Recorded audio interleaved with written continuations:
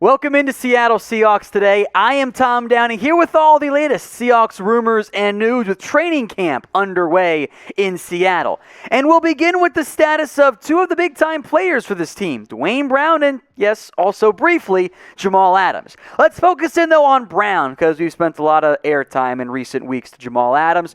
Brown has not been participating at training camp, which, maybe isn't the biggest deal ever, but I'm intrigued a little bit by this one. So Brown is entering the final year of his contract. He's going to make $10 million this year, blah, blah, blah. And there was a report that he did want a new deal.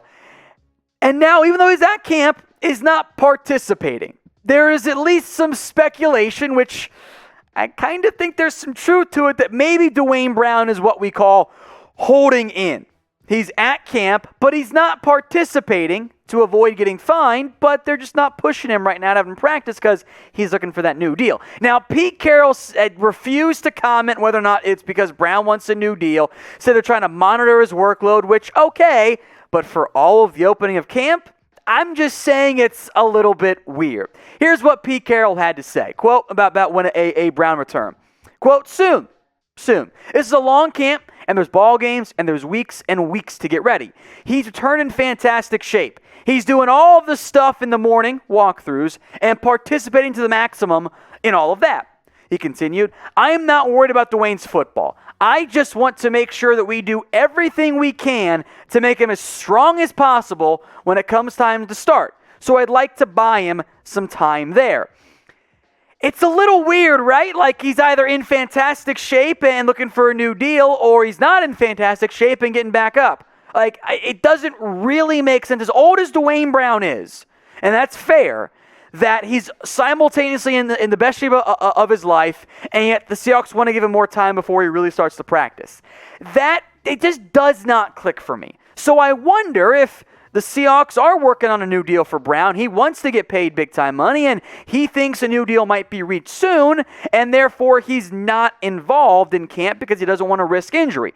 Duane Brown has been a premier left tackle for several years now in the NFL. All of his numbers per PFF have been fantastic. He is, I would argue, and has been for quite a few years now, the best offensive lineman on this Seahawks team. With Duane Brown out, Jamarco Jones is beginning work as the starting left tackle. That's a substantial downgrade. Seattle needs Duane Brown out there, but he's older. How much money do you really want to pay to a 35, soon-to-be 36-year-old offensive tackle?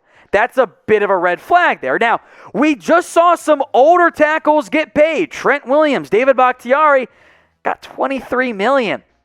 That's a lot of dough for an older player. Brown's still really good.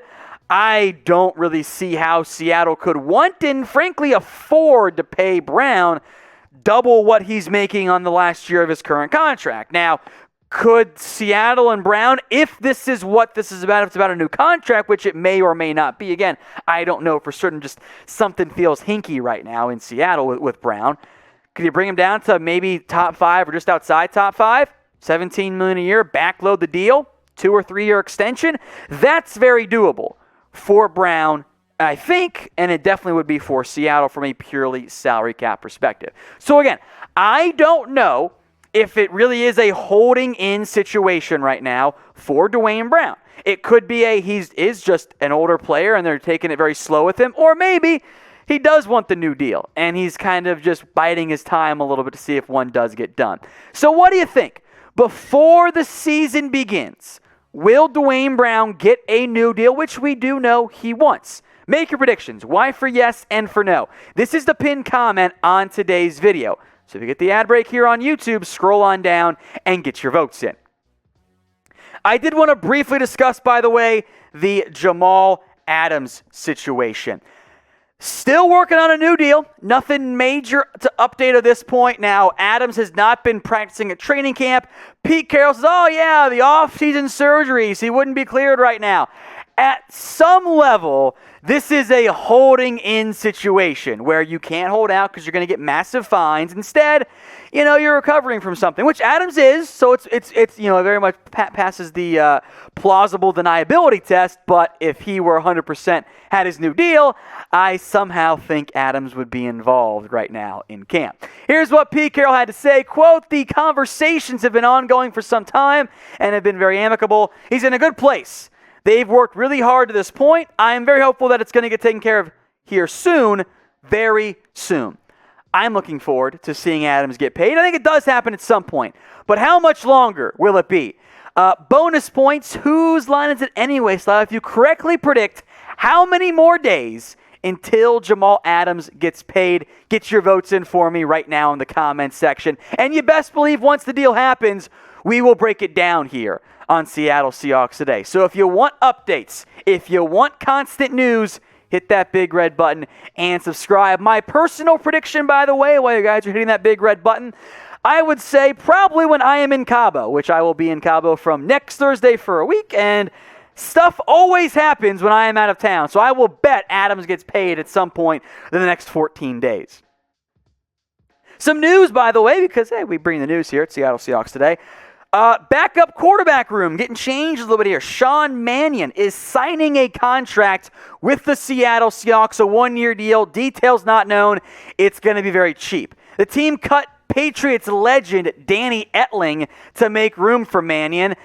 Now, this is a noteworthy signing because it does shuffle the back end of the quarterback room. Maybe Mannion can convert for a backup quarterback role. He also knows Shane Waldron from their time together with the Rams. Mannion was a somehow third-round pick in 2015 out of Oregon State. He spent the beginning of his career with the LA Rams, then spent 2 years with the Vikings, did not play at all last season, and frankly, has barely played in the NFL regular season. When he has played, it's not good. 2 starts in 13 career games, completing just under 61% of his passes for 384 yards, and then 0 touchdowns and 3 interceptions, and it's not very good because Mannion's not that good of a player, but maybe he's better than Danny Etling. He's probably better than Alex Magoo as well. The question mark for me becomes, okay, who ends up being the backup? Like, obviously Russell Wilson is the starter. That's even people who are always wrong somehow agree on that one. Geno Smith, Sean Mannion, that's a potential intriguing backup battle, although I lean more towards Geno being the guy. But make your predictions for me. Type GS for Geno Smith, type SM for Sean Mannion, or type in O for somebody else, maybe even somebody not on the Seahawks roster right now. Now, we'll see plenty of these two guys in the preseason. And if you want to bet on the preseason, which you can, by the way, do it with our sportsbook partner, BetUS. Head over to chatsports.com/bet. Use the promo code you see right there, Seahawks125. Gets you a 125% deposit bonus. Put that $100, boom, extra 125 in your account for free. You can bet on Seattle to upset the Raiders in the postseason. I was going to do week 1 odds because, week 1 quarterbacks, but I couldn't. There were no odds because Carson Wentz is hurt. But if you want to bet on the Seahawks in the preseason, go do it. They're a 1.5-point underdog against the Raiders, so got some good upside if you bet on Seattle to win, and of course they do win. Sportsbook partner again, chatsports.com/bet, promo code Seahawks125. Link right there, promo code right there, bottom of your screen. Let's talk D'Wayne Eskridge now. Some injury updates I want to hit here, at least briefly, on Seattle Seahawks Today. Eskridge still out of training camp with a toe injury, which is a bit of a red flag, especially for me. Given that I have hyped up Eskridge, I think he could have been the number 3 receiver and can still be, of course, as well, after being a second-round pick. But this is a bit of a red flag injury-wise, given when it happened. It's been about 6 weeks since it flared up at him late in minicamp/OTAs. Still out. Toe injury, a bit concerned there. Here's what Pete Carroll said. Not today, but the day before. He ran well yesterday. Don't know what he did today. I didn't see him, but he ran well. It ran hard. He had one little tweak thing in there somewhere, but didn't sustain it, was okay. So he's making progress, and I don't know how much more than that. We can't project yet. I don't know what to tell you timeline. Now, initially, the Seahawks said 1 to 2 weeks.